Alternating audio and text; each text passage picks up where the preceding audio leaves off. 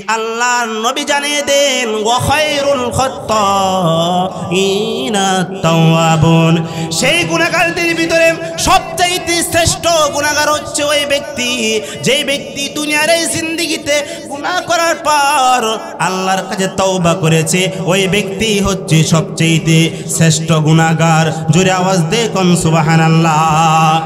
সেই জন্যই আমার দ্বারা আপনার দ্বারা গুনাহ হবে, এটাই স্বাভাবিক কথা, কোন ঠিক কিনা?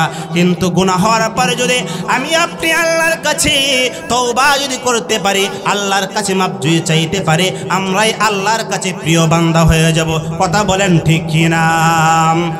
ও মুসলমান আল্লাহর গোলাম, আল্লাহ তাআলা বলেন ইয়া আইয়ুহাল্লাযীনা আমানু তুবু ইলাল্লাহি তাওবাতান নাসুহা। আল্লাহ তাআলা দুনিয়ার ইমানদারদেরকে লক্ষ্য করে বলেন, যেই সমস্ত আমার ইমানদার বান্দা বান্দিরা গুনাহ করেছে, অন্যায় করেছে, পাপাচার করেছে, নামাজ পড়ে নাই, রোজা রাখে নাই, সুদ খেয়েছে, ঘুষ খেয়েছে, বান্দা গুনাহ করে আমার কাছে তওবা করেছে, একনিষ্ঠভাবে আমার কাছে তওবা করেছে, আমি আল্লাহ তাআলা ওই ব্যক্তিকে 4টা পুরস্কার দেব। বলি সুবহানাল্লাহ। আর জোরে আওয়াজ দিয়ে কন্যা সুবহানাল্লাহ। এই দুনিয়ার জিন্দেগিতে যখন আমি আপনি আল্লাহর কাছে তওবা করব, আল্লাহর কাছে মাপ চাইব, আল্লাহ তাআলা আপনাকে আমাকে 4টি পুরস্কার দিবেন। আওয়াজ দিয়ে কথা বলেন, কয়টা পুরস্কার দিবেন? 4টা পুরস্কার দিবেন। 1 নম্বর পুরস্কার দিবেন, আল্লাহ তাআলা কোরআনের ভিতরে বলে দেন ইন্নাল্লাহা ইউহিব্বুত তাওয়াবিন। আল্লাহ তাআলা জানাইয়া দেন, যেই সমস্ত আমার বান্দারা গুনাহ করার পর তওবা করবে, ইন্নাল্লাহা ইউহিব্বুত তাওয়াবিন, নিশ্চয়ই আল্লাহ তাআলা তওবাকারী ব্যক্তিদেরকে ভালোবাসেন। বলেন না সুবহানাল্লাহ। আমি আপনার দ্বারা গুনাহ হয়েছে, গুনাহ হওয়ার পর আল্লাহর কাছে তওবা করেছি, আল্লাহ তাআলা বলেন, আল্লাহর নবী জানাইয়া দেন, নবীর মাধ্যমে আল্লাহ বলেন, আমি আল্লাহ তাআলা ওই ব্যক্তিদেরকে ভালোবাসি। বলি সুবহানাল্লাহ। আল্লাহ আমাদেরকে আপনাদেরকে ভালোবাসুক, চাই কি চাই না? যদি আমরা সবাই চাই, তাহলে যখনই আমার দ্বারা আপনার দ্বারা গুনাহ হবে, তখনই আমরা আল্লাহর কাছে তওবা করব, আল্লাহর কাছে একনিষ্ঠভাবে তওবা করব, তাহলে আল্লাহ তাআলা আমাদেরকে ভালোবাসবেন। কথা বলেন ঠিক কিনা? আর 2 নম্বরে পুরস্কার হলো রহমতের নবী হাদিসের ভিতরে বলে দেন, যেই সমস্ত আমার বান্দারা গুনাহ করার পর তওবা করবে, গুনাহ হয়ে গেছে, গুনাহ হয়ে যাওয়ার পর আমার কাছে তওবা করবে, ওই সমস্ত ব্যক্তিদের প্রতি আমি খুশি হয়ে যাই। বলি সুবহানাল্লাহ। কেমন খুশি হয়ে যাই? হাদিসের ভিতরে আসছে, এক ব্যক্তি রাস্তা দিন মরুময়দানের দিকে এসে চলতে লাগলো, আসবাবপত্র ওট গরু নিয়ে চলতে লাগলো, কিন্তু রাস্তার মধ্যে সে বিশ্রাম নিল। বিশ্রাম নেওয়ার পর তার যে বাহন ছিল, সেই বাহনটা চলে গেল, হারিয়ে গেল, কিন্তু সে নিরাশা হয়ে গেল, হাই এখন তো আমার মৃত্যু ছাড়া কোনো উপায় নাই, কারণ আমার বাহন নাই, খাদ্য পানি সব কিছু নিয়ে বাহন চলে গিয়েছে। তখন ওই ব্যক্তি কিছুক্ষণ পর নিদ্রা থেকে তন্দ্রাচ্ছন্ন হওয়ার পর ওই ব্যক্তি দেখতে পেল তার বাহনটি, তার চোখের সামনে বাহনটি দেখতে পাইল। ওই ব্যক্তি যেরকম বাহনটি পাওয়ার পর যেরকম খুশি হয়, আল্লাহ তাআলা আপনার প্রতি আমার প্রতি সবচেয়ে বেশি খুশি হয়ে যায় যখন বান্দা গুনাহ করার পর আল্লাহর কাছে তওবা করে। বলি সুবহানাল্লাহ। আল্লাহ খুশি হোক, আমরা চাই কি চাই না? আওয়াজ দিয়ে বলতে হবে, আমরা চাই কি চাই না? আল্লাহ খুশি হোক। আর যদি আমি আপনি সবাই চাই এই দুনিয়ার জিন্দেগিতে গুনাহ হয়ে যাবে, আমি যেহেতু মানুষ, আপনি যেহেতু মানুষ, রক্তে মাংসে মানুষ, গুনাহ হওয়াটাই স্বাভাবিক। গুনাহ যখনই হয়ে যাবে সঙ্গে সঙ্গে আল্লাহর কাছে তওবা করব, তাহলে আল্লাহ তাআলা আপনার প্রতি আমার প্রতি খুশি হয়ে যান। বলি সুবহানাল্লাহ। আর 3 নম্বরে পুরস্কার হলো আসা রাব্বুকুম আইয়ুকাফিরা আনকুম সাইয়্যাতিকুম। যেই ব্যক্তি গুনাহ করার পর, যেই ব্যক্তি অন্যায় পাস করার পর বান্দা যদি আমার কাছে তওবা করে, বান্দা যদি আমার কাছে মাফ চায়, তাহলে আমি আল্লাহ তাআলা ওই ব্যক্তির গুনাহগুলোকে মাফ করে দিব। বলি সুবহানাল্লাহ। সুবহানাল্লাহ, চিল্লায় বলেন সুবহানাল্লাহ। এর চাইতে আর আপনার কি দরকার? আপনি দ্বারা গুনাহ হয়েছে, আপনার দ্বারা অন্যায় কাজ হয়েছে, গুনাহ হওয়ার পর আপনি আল্লাহর কাছে তওবা করছেন, আল্লাহ তাআলা আপনার গুনাহগুলোকে মাফ করে দিবেন। বলি সুবহানাল্লাহ। আল্লাহ আপনার আমার গুনাহগুলোকে মাফ করতে চায় কি চায় না? আরো জোরে আওয়াজ দিয়ে বলেন, চাই কি চাই না?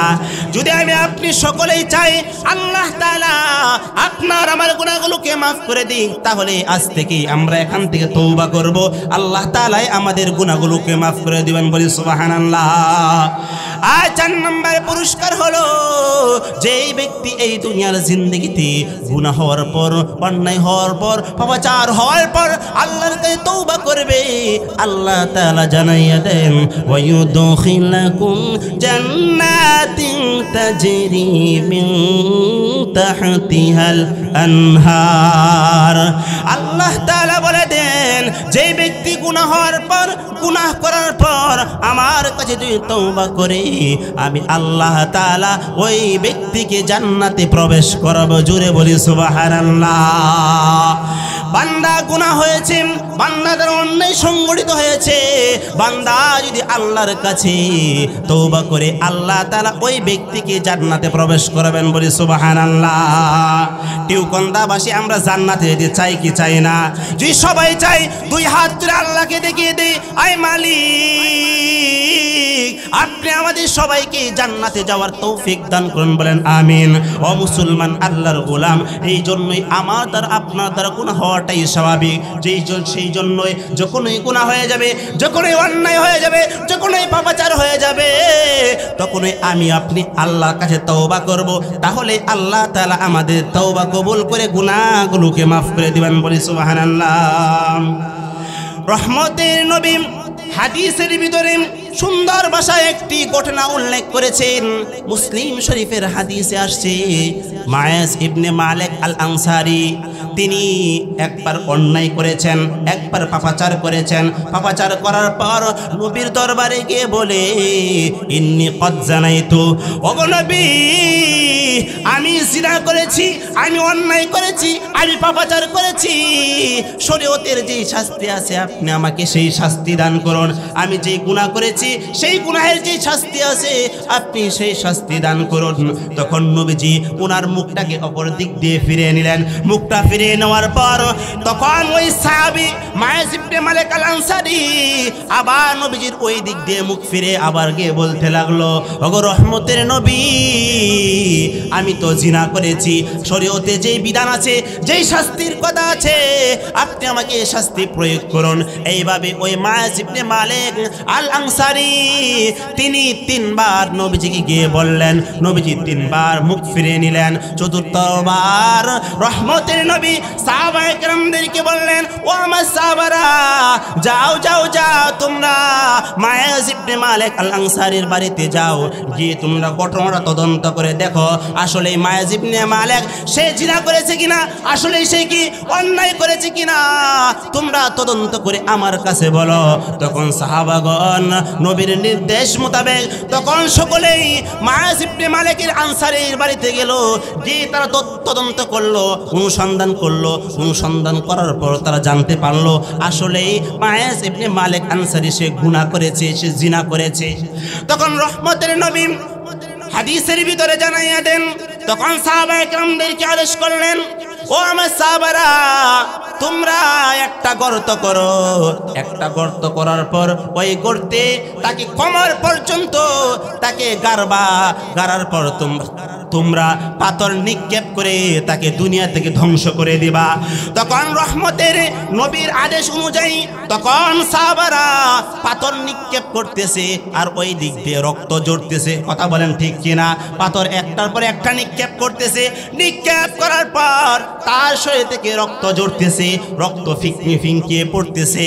তখন একজন সাহাবীর শরীরের ভিতরে রক্তটা স্পর্শ করলো, রক্তটা লাগলো।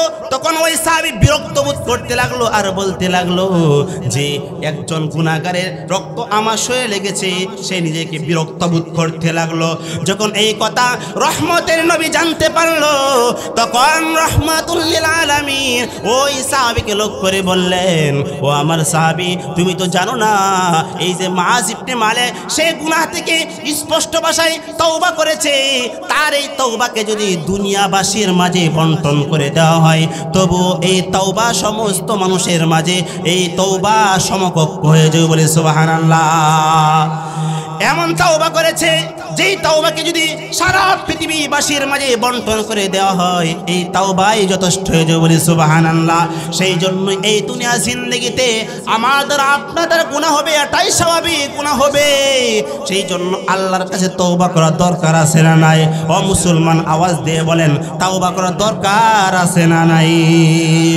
সেই জন্যই আল্লাহ তাআলা এই কথাটাই বলেছেন, قل يا عبادي الذين أسرفوا على أنفسهم لا تقنطوا من رحمة الله।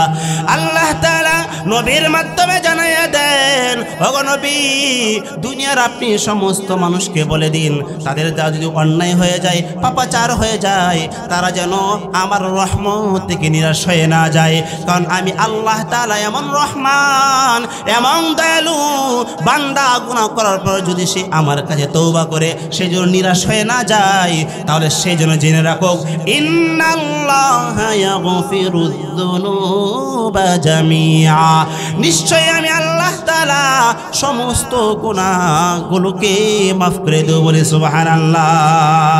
সেই জন্য আমি আপনি চাইকে চাই না আল্লাহ পাক আমার আপনার গুনাহগুলোকে মাফ করে দিতে?